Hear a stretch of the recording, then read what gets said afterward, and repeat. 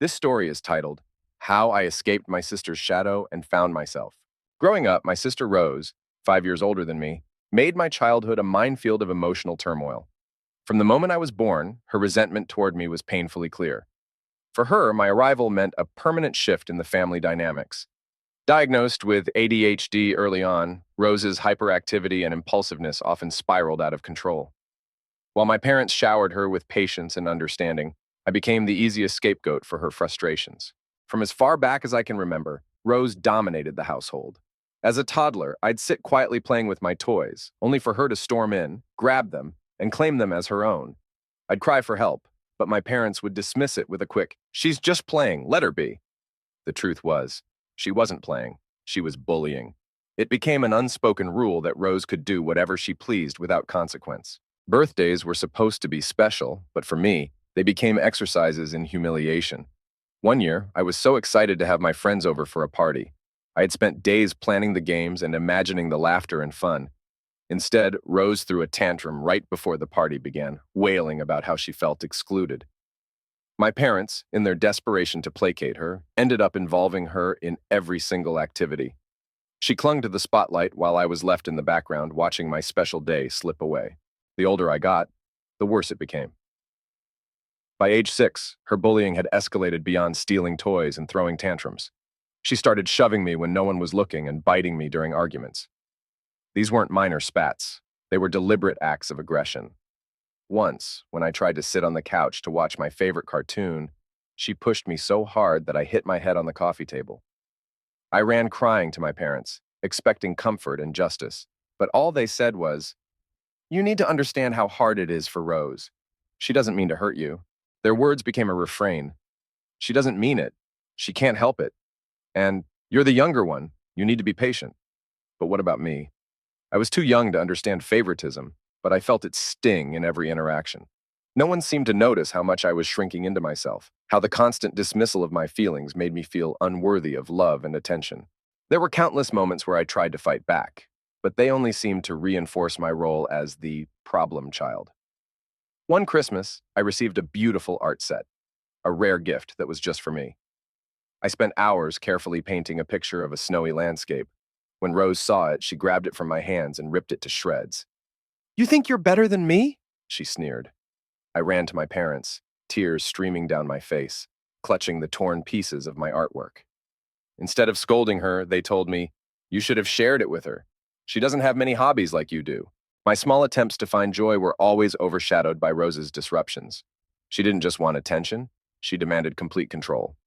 At school, I envied kids who talked about their supportive siblings, brothers and sisters who cheered them on at games or helped with homework.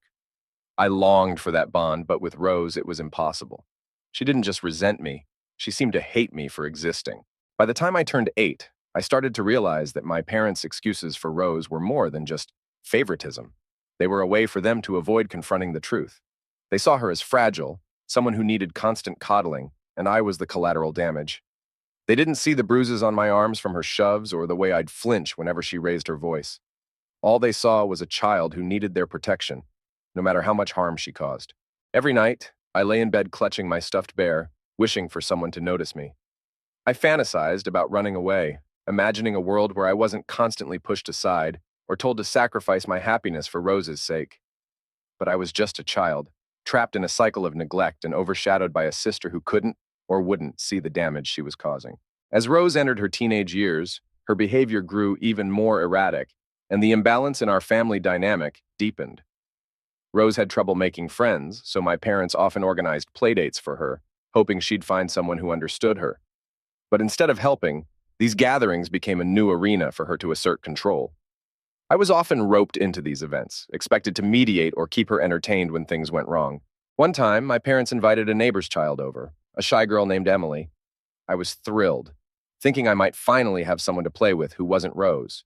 But within minutes, Rose dominated the visit, demanding Emily's attention and ridiculing me for wanting to join in. When Emily started crying after Rose threw a tantrum, my parents didn't address Rose's behavior. Instead, they told me to be a good little brother and make things easier for her. By the time I was 13, my frustration had turned to anger. I tried to assert myself more, hoping my parents would notice how unfairly I was being treated, but every attempt backfired. One of the most vivid memories I have is of my 13th birthday. For months, I had begged my parents to let me have a trip, just the three of us, to Disneyland. It was all I wanted, and after much pleading, they finally agreed. They assured me it would be my special day, a rare opportunity to feel like I mattered. But when Rose found out about the plan, everything fell apart. She threw one of her infamous tantrums, screaming that I was stealing our parents from her and that she deserved to go too. The meltdown lasted hours. She cursed, threw objects, and even threatened me, saying, "If you leave without me, I'll make your life miserable when you get back." Rather than standing firm, my parents caved. They begged me to let her come along, claiming it was the only way to keep the peace. Reluctantly, I agreed, knowing deep down that my dream trip would never happen as I imagined, and I was right. From the moment we arrived at Disneyland, Rose made sure the trip was anything but magical. She refused to ride any of the attractions, clung to my mother like a shadow, and complained incessantly about the crowds and noise. Her behavior drew attention everywhere we went, turning heads as she shouted at the staff or burst into tears over the smallest inconveniences. My parents spent the entire trip soothing her, leaving me to wander alone. What hurt the most wasn't just the ruined trip. It was the realization that my happiness would always come second to Rose's demands. I was the afterthought, the child who had to sacrifice his joy to maintain the fragile balance in our family. At school, things weren't much better. Teachers praised me for being quiet and responsible, unaware of the chaos waiting at home. My classmates talked about their siblings with pride, sharing stories of their support and camaraderie. I stayed silent, embarrassed to admit that my sister was nothing like theirs. She wasn't my ally. She was my tormentor. One particularly harsh winter, I had worked tirelessly on a science project, a carefully constructed volcano that erupted with colored baking soda and vinegar. It was my pride and joy, a symbol of the creativity I tried so hard to nurture in the shadow of Rose's chaos. The night before I was supposed to bring it to school, Rose destroyed it. She knocked it off the table, by accident, but the smirk on her face told me otherwise. When I confronted her, she shrugged and said, "It wasn't that good anyway." My parents, true to form, brushed it off, telling me to rebuild it and not make such a big deal. These moments piled up like bricks, building a wall of resentment that I couldn't ignore. I longed for a home where I wasn't constantly overlooked, where I didn't have to walk on eggshells to avoid triggering Rose's outbursts. I wanted a family that saw me for who I was, a child with his own needs, not just an accessory to Rose's life. The older I got, the clearer it became that my parents weren't going to change. They were trapped in a cycle of enabling Rose, and I was collateral damage. While other kids my age were navigating the usual teenage milestones, first crushes, school dances, and late-night talks with friends, I was learning to survive in a household that didn't see me. By the time I was 16, I had stopped trying to please my parents. Their constant excuses for Rose and their dismissal of my feelings had eroded any hope I had for a close relationship with them. Instead, I turned inward, focusing on school and dreaming of the day I could leave. The resentment I harbored toward Rose was matched only by the deep sense of betrayal I felt from my parents. Every night, as I lay in bed, I imagined a life beyond those walls, a life where I could finally be free from the constant comparisons, the excuses, and the feeling of being invisible. By the time I turned 18, the weight of my family's dysfunction had become unbearable. For years, I had tolerated being sidelined and sacrificed, but I finally realized that staying in that environment would only continue to erode my sense of self-worth. I knew I had to leave. On my birthday, I packed my belongings into a battered suitcase I had bought at a thrift store. I didn't say goodbye to Rose or my parents. I left a simple note on the kitchen counter. "I need to find myself. Please don't follow me." Then I walked out the door, leaving behind the only life I'd ever known. At first, freedom felt exhilarating. I moved into a cramped studio apartment on the edge of the city, paying rent with the money I'd saved from working odd jobs during high school. It wasn't much, but it was mine. For the first time in my life, I didn't have to tiptoe around someone else's emotions or make myself small to avoid conflict. I took on 2 part-time jobs to make ends meet, one at a local coffee shop and another stocking shelves at a grocery store.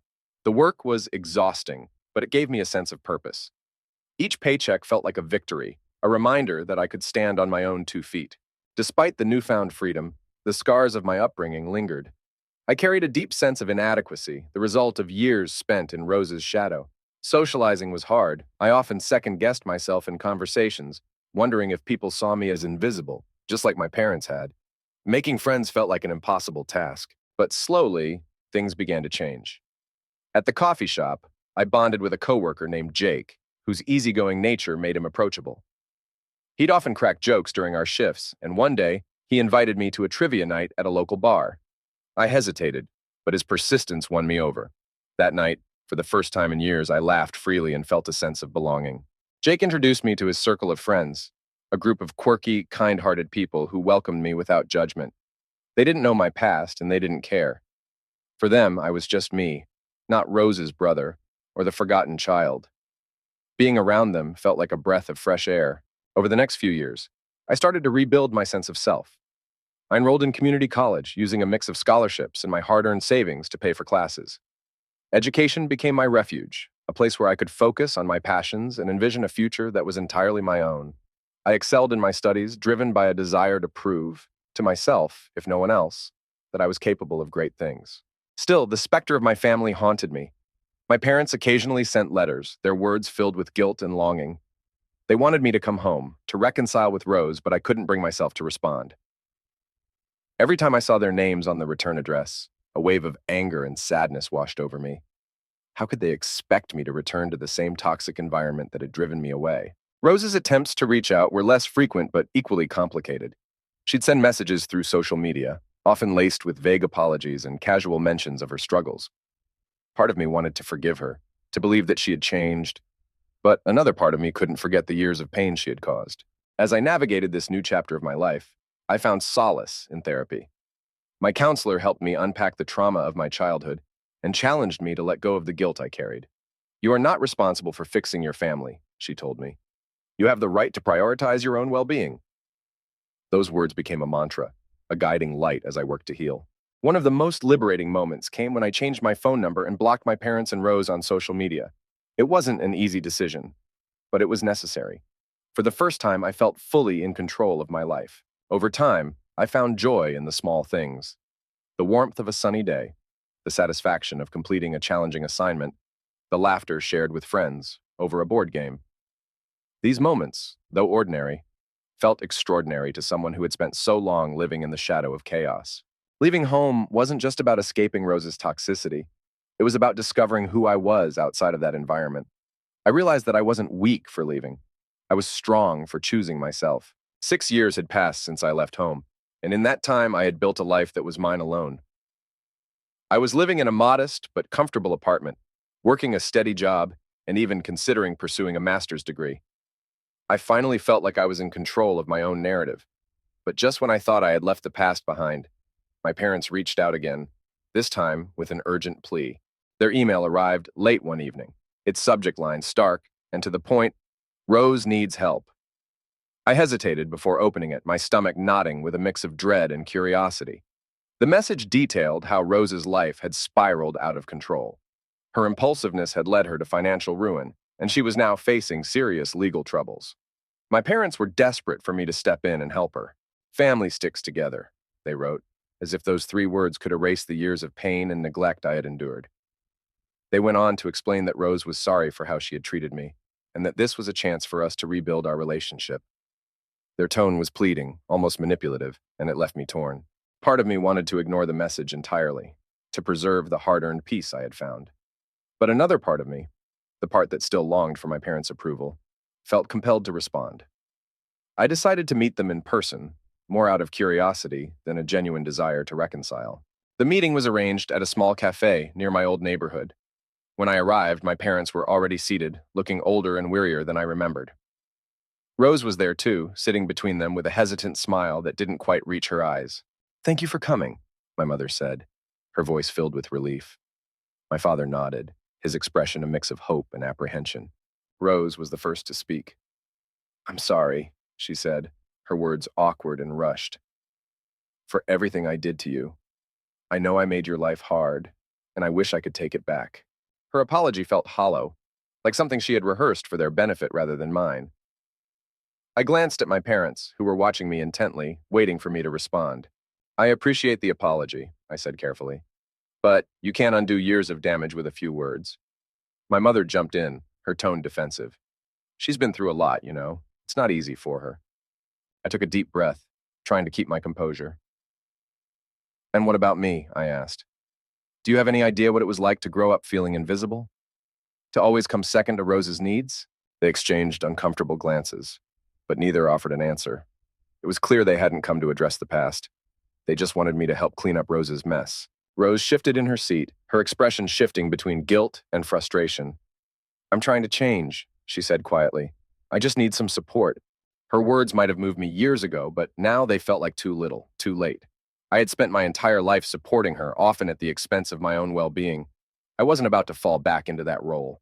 "I'm sorry," I said, standing up, "but I can't be the one to save you. You need to take responsibility for your own life." My parents started to protest, but I cut them off. "I'll help financially if it's absolutely necessary, but that's it. I can't go back to the way things were." Walking away from that meeting was one of the hardest things I've ever done, but it was also one of the most liberating. For the first time, I stood up for myself and set boundaries that I refused to compromise. The aftermath was difficult. My parents sent several follow-up messages, trying to guilt me into re-engaging, but I held firm. I had spent too long sacrificing my happiness for others, and I wasn't going to let them pull me back into that cycle. Rose eventually stopped reaching out, and my parents' attempts to reconnect dwindled. It hurt to let go of the idea of a family that truly cared for me, but it was a necessary step toward healing. Walking away from my family wasn't the end of the story. It was the beginning of a new chapter. At first, I struggled with the weight of my decision. Doubts crept in during quiet moments, whispering that I had abandoned them, that I should have tried harder to bridge the gap. But therapy became my lifeline. My counselor reminded me that choosing myself wasn't selfish, it was survival. In the months after that final meeting, I poured my energy into building a life that felt authentic to me. I focused on my friendships, my education, and the small joys that made life worth living. Jake and our group of friends became my chosen family, people who supported and celebrated me without strings attached. For the first time, I allowed myself to dream without limits. I applied for a promotion at work, a position I'd hesitated to pursue because of the fear that I wasn't good enough. To my surprise, I got it. The validation was like a balm for the wounds left by years of feeling unseen. As time passed, the pain of my past began to feel less sharp. I no longer flinched at memories of Rose's bullying or my parents' neglect. Instead, I saw them as chapters in a book I had outgrown. They were part of my story, but they didn't define me. One day I received a letter from my mother. It was handwritten, the kind of effort she rarely made when I was younger. In it, she expressed regret for how they had treated me and admitted that they had failed to protect me from Rose's actions. "We thought we were doing the right thing by prioritizing her needs," she wrote. "But in doing so, we ignored yours. I'm sorry for that." I read the letter twice, unsure how to feel. It was the acknowledgement I had craved for so long, but it also stirred old wounds. I didn't respond immediately. Instead, I tucked the letter into a drawer and gave myself time to process. In therapy, I unpacked my feelings about the letter. My counselor helped me see that forgiveness didn't have to mean reconciliation. I could forgive my parents for their mistakes without reopening the door to the toxic dynamics of the past. Months later, I wrote back. My response was brief but heartfelt. I thanked my mother for her apology and shared that I was doing well, but I made it clear that I needed to maintain the boundaries I had set. It wasn't the reconciliation she might have hoped for, but it was the closure I needed. As for Rose, I haven't heard from her since that cafe meeting. Part of me wonders if she's managed to turn her life around, but I no longer feel responsible for her choices. Letting go of that burden has been one of the most freeing experiences of my life. In the years since, I've learned to celebrate my own victories without seeking validation from others. Whether it's a promotion at work, a personal milestone, or simply a quiet moment of peace, I've come to recognize my own worth. The scars of my childhood haven't disappeared, but they've become a part of the tapestry of my life. They remind me of where I've been, but they don't dictate where I'm going. I found strength in my resilience and joy in the freedom to be myself. Looking back, I don't regret leaving. It was the hardest decision I've ever made, but it was also the best. My journey has been one of self-discovery, healing, and learning to value myself in a way my family never did. And for that, I will always be grateful.